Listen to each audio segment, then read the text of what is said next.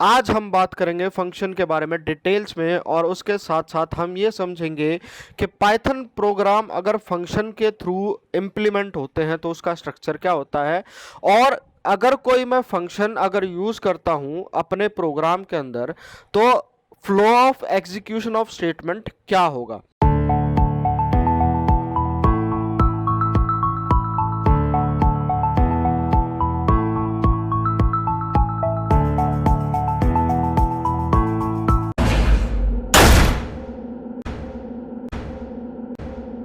Hello everyone, मैं हूँ सुमित कुमार नागर और कंप्यूटर गुरु हम में आपका स्वागत है। आज जो टॉपिक हम करने जा रहे हैं वो हमारे पिछले क्लास के टॉपिक का कंटिन्यूएशन है। अगर आपने मेरी इससे पिछले वाली फंक्शन की वीडियो नहीं देखी है तो मैं आपसे रिक्वेस्ट करूंगा कि पहले आप वो वीडियो देख लीजिए, क्योंकि उसके बिना आपको ये वाली वीडियो समझ में नहीं आएगी। आज हम बात करेंगे फंक्शन के बारे में डिटेल्स में और उसके साथ साथ हम ये समझेंगे कि पाइथन प्रोग्राम अगर फंक्शन के थ्रू इम्प्लीमेंट होते हैं तो उसका स्ट्रक्चर क्या होता है। और अगर कोई मैं फंक्शन अगर यूज़ करता हूँ अपने प्रोग्राम के अंदर तो flow of execution of statement क्या होगा। तो चलिए करते हैं शुरुआत। सबसे पहले हम जान लेते हैं कि फंक्शन में कौन सी चीज़ें किस तरह की होती हैं, क्या चीज़ें फंक्शन की होती हैं और क्या नहीं होता है। इससे पिछले वाली वीडियो अगर नहीं देखी है तो मैं आपसे रिक्वेस्ट करूंगा कि ज़रूर देख लीजिएगा। वो वीडियो का लिंक आपके साइड में हाईलाइट भी हो रहा होगा, पहले उसको देखिए, उसको समझिए और फिर ये वाली वीडियो देखिएगा। तो इससे पिछले क्लास में हमने फंक्शन डिफाइन किया था कि यूज़र डिफाइन फंक्शन कैसे होते हैं। उसके अंदर हमें पता है कि हमने डेफ कीवर्ड यूज़ किया था, ये चीज़ें डिफाइन करने के लिए होता है। फिर नेम ऑफ द फंक्शन आता है, फिर उसके बाद ब्रैकेट में जो आर्ग्यूमेंट फंक्शन के अंदर मैं यूज़ कर रहा हूँ वो यहाँ पर आते हैं। इसमें सिंगल हो सकता है, मल्टीपल हो सकता है या कोई बिना आर्ग्यूमेंट के भी हो सकता है।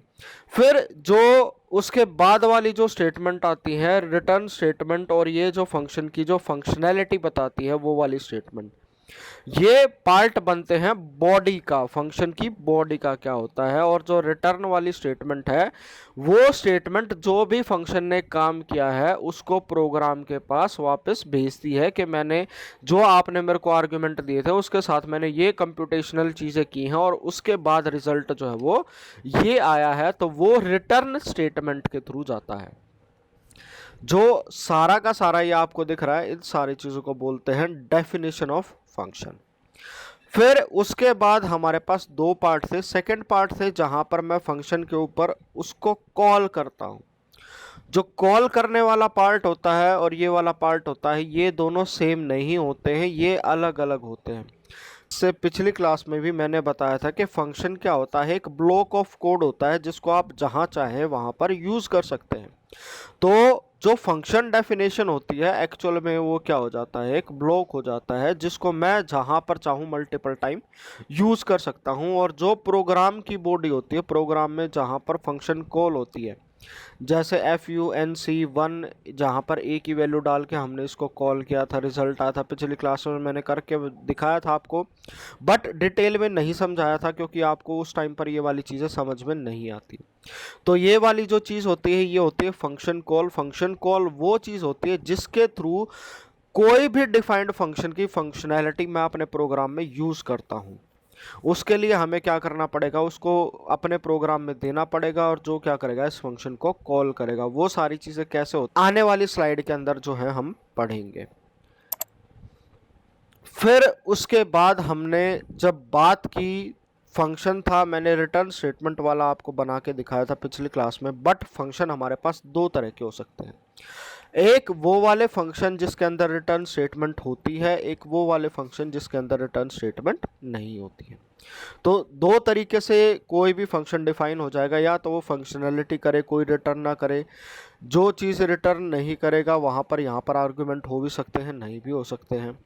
फंक्शन अगर डिफाइन करना है तो डेफ कीवर्ड लगेगा, फंक्शन का नेम आएगा, पैरामीटर जो फंक्शन के अंदर यूज़ होंगे एक्स और वाई जो यहाँ पर यूज़ होंगे, जो वैल्यू आएगी वो सारी चीज़ें पैरेंथेसिस के अंदर हमने डिफाइन करनी पड़ेगी, जिनको पैरामीटर बोल देते हैं। फिर कॉलन आ जाता है। ऊपर वाली जो ये स्टेटमेंट है इसको हम क्या कहते हैं, फंक्शन हेडर कहते हैं। फंक्शन हेडर का मतलब क्या होगा, जहां पर फंक्शन को पता चलेगा कि प्रोग्राम को पता चलेगा कि ऐसा कोई एक फंक्शन है। फिर यहाँ पर दूसरा एक फंक्शन डिफाइन कर रखा है जिसके अंदर हमने कोई भी आर्गुमेंट नहीं डाल रखा है। तो फंक्शन के अंदर आर्गुमेंट हो भी सकते हैं और नहीं भी हो सकते हैं। फिर उसके बाद जो है फंक्शन की बॉडी है, जैसे यहाँ पर इसके अंदर दो स्टेटमेंट है, यहाँ पर सिंगल स्टेटमेंट है, इसके अंदर रिटर्न स्टेटमेंट, इसके अंदर रिटर्न स्टेटमेंट नहीं है। तो जरूरी नहीं होता कि हर एक फंक्शन के अंदर रिटर्न स्टेटमेंट हो। रिटर्न स्टेटमेंट हम तभी यूज करते हैं जब हमारा फंक्शन कोई कंप्यूटेशनल काम करेगा और कोई रिजल्ट जो है उसके ऊपर कंप्यूट करके कहीं पर भेजना होगा, उसको यूटिलाइज करना होगा, तो वहां पर जो है हम रिटर्न स्टेटमेंट यूज कर सकते हैं। फिर बाद में जो फंक्शन हेडर को छोड़कर बाकी जितनी भी स्टेटमेंट आएंगे वो फंक्शन की बॉडी होती है। फिर उसके बाद जो मेन चीज होती है वो होता है स्ट्रक्चर ऑफ पाइथन प्रोग्राम। इससे पिछली क्लास में 11th क्लास में हमने क्या पढ़ा था, हमने ये पढ़ा था कि जैसे ही मैं पाइथन प्रोग्राम रन करता था, पहली स्टेटमेंट एग्जीक्यूट होती थी, दूसरी होती थी, तीसरी होती थी, चौथी होती थी और ऐसे चलता रहता था। उसी के बिहाफ पर हमने जो था अलग अलग फोर और लूप पढ़े थे, उसके अंदर कंट्रोल फ्लो मैंने बताया था आपको कैसे चेंज होता है। बट जो मोस्ट इंपॉर्टेंट चीज़ है, अगर आपने सी प्रोग्रामिंग पढ़ रखी है, C++ पढ़ रखी है, जावा पढ़ रखी है, तो आपको पता होगा कि कोई भी प्रोग्राम की एग्जीक्यूशन मेन फंक्शन से होती है।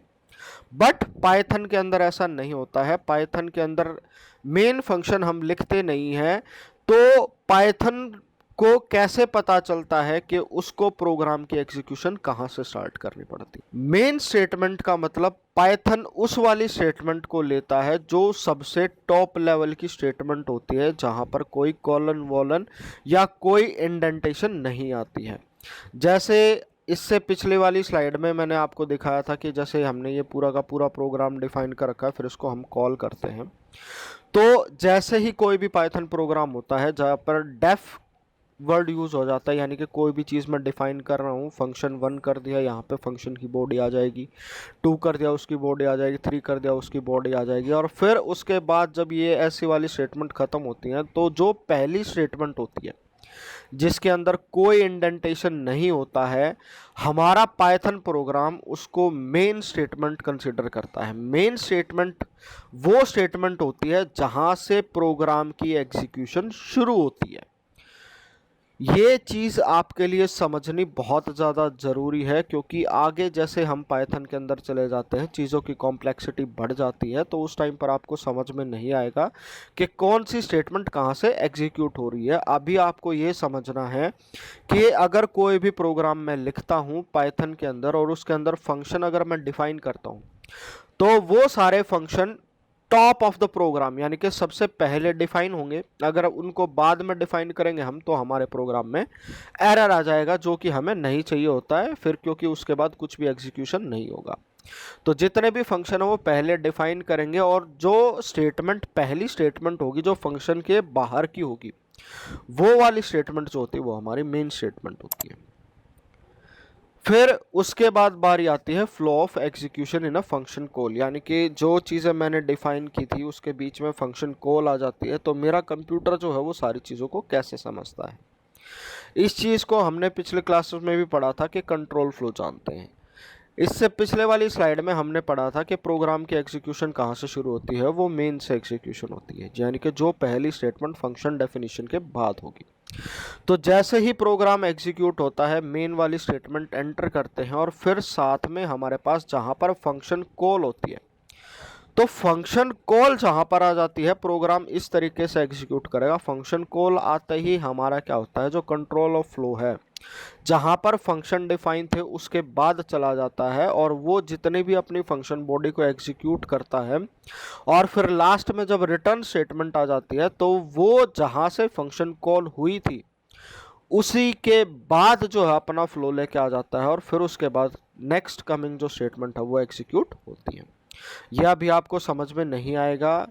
और आगे प्रोग्रेस करने से पहले मैं आपसे सबसे रिक्वेस्ट करना चाहूँगा कि अगर आपने चैनल को सब्सक्राइब नहीं कर रखा है तो प्लीज़ सब्सक्राइब कर लीजिएगा, वीडियो अगर अच्छी लगती है तो लाइक कीजिएगा, अगर नहीं अच्छी लगती है तो डिसलाइक कीजिएगा। कोई अगर टॉपिक आपको समझ में नहीं आता है तो कमेंट करके ज़रूर बताइएगा कि क्या चीज़ें हैं जो आपको समझ में नहीं आ रही हैं, ताकि उसको मैं आपको और डिटेल में और इजीली तरीके से समझा सकूं। तो उसके बाद जब बारी आती है तो यहाँ पर जो है मैंने एक प्रोग्राम बनाया हुआ है, इसके थ्रू मैं कोशिश करूंगा कि आपको कंट्रोल फ्लो एग्जीक्यूशन सीक्वेंस किस तरीके से होता है वो मैं समझा सकूं। उससे पहले मैं आपको ये प्रोग्राम रन करके दिखा देता हूं कि हमारे पास जैसे हमने ये पाइथन का प्रोग्राम बना रखा है, फंक्शन है, फंक्शन की बॉडी है, फंक्शन स्टेटमेंट है और ये वाली जो चीज़ें हमने कर रखी हैं। इन सारी चीज़ों के बीच में अगर मैं इस प्रोग्राम को रन करता हूं तो कैसे रन होगा, जैसे मैंने रन यहाँ पर किया, एंटर फर्स्ट नंबर मैंने दे दिया 15, एंटर सेकंड नंबर मैंने दे दिया 25, तो यहाँ पर क्या आ गया, सम आ गया सीधा सा 40। अब हमारी जो है प्रोग्राम की एग्जीक्यूशन रन किया है तो सबसे पहले हमारी, जैसे अगर मैं दिखाऊं, स्टेटमेंट एग्जीक्यूट ये हुई है, ये हुई है, और फिर जो हमारे पास ये वाली स्टेटमेंट एग्जीक्यूट हुई। स्क्रीन के ऊपर हमारे पास 3 स्टेटमेंट एग्जीक्यूट हुई हैं, बट ये प्रोग्राम में कंप्यूटर ने इसके ऊपर फंक्शनैलिटी को किस तरीके से परफॉर्म किया है, कैसे कैसे ये चीज़ें हुई हैं, मैं ये आपको बता देता हूँ। कि जैसे ही हमने प्रोग्राम को रन किया, इससे पिछले वाली में भी मैंने आपको बताया था कि हमारे पास क्या होता है कि सारी चीज़ें जो हैं वो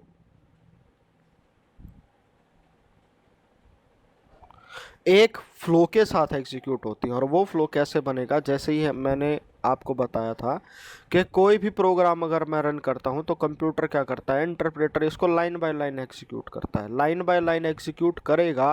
बट स्क्रीन के ऊपर एग्जीक्यूशन कहाँ से शुरू होगी, स्क्रीन के ऊपर एग्जीक्यूशन होगी आपकी मेन से। मेन क्या होती है, वो वाली स्टेटमेंट जिसके अंदर कोई इंडेंटेशन नहीं होती और जो पहली स्टेटमेंट होती है। तो यहाँ पर जो आपकी जो है पहली स्टेटमेंट जो बनेगी वो ये बनेगी, num1 is equal to int input enter first number. तो ये वाली स्टेटमेंट जो थी सबसे पहले एग्जीक्यूट हुई।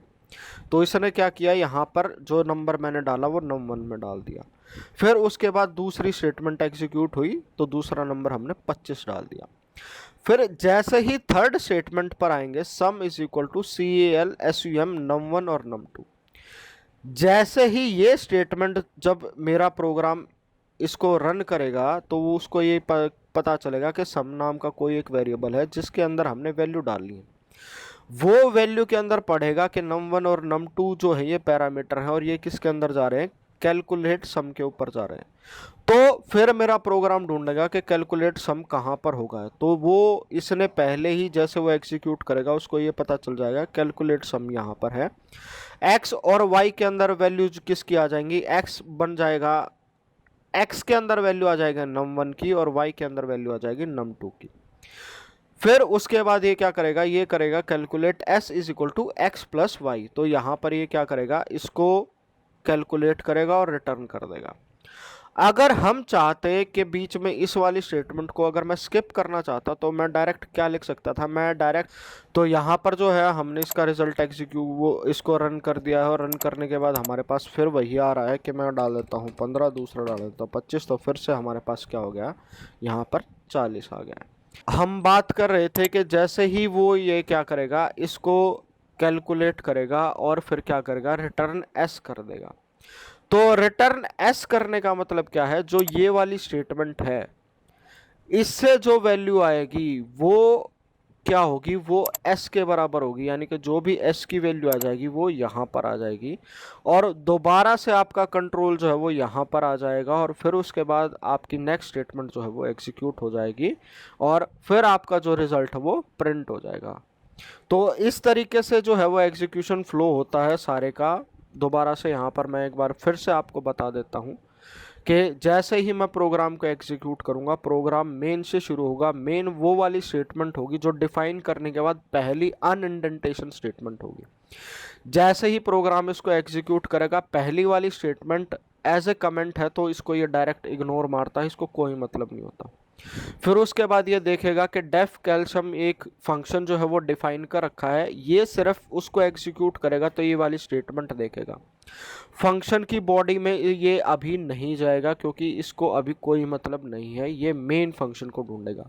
तो सबसे पहले जो स्टेटमेंट एग्जीक्यूट होगी वो डेफ वाली स्टेटमेंट होगी, फिर उसके बाद आ जाएगी आपकी सिक्स्थ वाली स्टेटमेंट।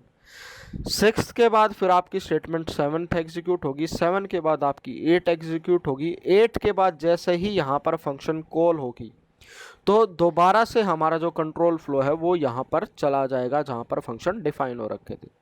तो जैसे ही फंक्शन डिफाइन होंगे x के अंदर num1 वैल्यू आ जाएगी, y के अंदर num2 वैल्यू आ जाएगी, और फिर उसके बाद जो है जो फंक्शन की बॉडी है वो एग्जीक्यूट होगी। फंक्शन की बॉडी में एग्जीक्यूट होने में ये क्या करेगा, पहले थर्ड स्टेटमेंट से उसको कैलकुलेट करेगा, फोर्थ से वो वाली स्टेटमेंट रिटर्न करेगा। रिटर्न करने के बाद दोबारा जो कंट्रोल फ्लो है वो स्टेटमेंट 8 पर ही आएगा, ना कि 9 पर। स्टेटमेंट 8 पर ही आएगा जहां से फंक्शन कॉल हुई थी, वापस रिजल्ट भी रिटर्न वहीं पर आएगा, और फिर उसके बाद जो लास्ट में है आपकी वो स्टेटमेंट एग्जीक्यूट कर देगा। तो ये वाली जो चीज़ है, फंक्शन के अंदर कॉल कैसे होती है, कंट्रोल फ्लो कैसे होता है, ये चीज़ें समझनी बहुत ज़्यादा ज़रूरी है। अगर ये समझ में नहीं आएगी आपको, कभी फंक्शन समझ में नहीं आएंगे, अगर फंक्शन क्लियर नहीं हुए तो पूरी पाइथन क्लियर नहीं होगी। फंक्शन बहुत इंपॉर्टेंट टॉपिक है, चाहे आप कोई भी प्रोग्रामिंग करेंगे और प्रोफेशनल लाइफ में अगर जाएंगे तो हर एक चीज़ आपको फंक्शन में ही दिखेगी। मेन के अंदर तो सिर्फ 2 या 3 लाइनों का कोड होगा, जो भी करना होगा आपको सारा का सारा फंक्शन के थ्रू करना होगा। तो आई होप आपका कंसेप्ट क्लियर हुआ होगा। अगर कोई चीज़ डाउटफुल रहती है तो मुझे पर्सनली मैसेज करें, या मुझे किसी भी तरीके से आप मेरे टेलीग्राम चैनल पर चाहें तो वो ड्रॉप कर सकते हैं। टेलीग्राम ग्रुप को अगर आप ज्वाइन करना चाहें तो ज्वाइन कर सकते हैं, कमेंट कर सकते हैं, और अगर आप चाहते हैं किसी और टॉपिक के ऊपर वीडियो मैं बनाऊं तो कमेंट ज़रूर कीजिएगा। तो आई होप आपका कंसेप्ट क्लियर हुआ होगा, और आज की वीडियो में इतना ही। अगर आपने चैनल को सब्सक्राइब नहीं कर रखा तो सब्सक्राइब कर लीजिएगा। वीडियो अगर अच्छी लगी है तो लाइक कीजिएगा, अगर नहीं लगी है तो डिसलाइक भी कीजिएगा। तो आज की वीडियो में इतना ही। Thank you all, thank you for watching.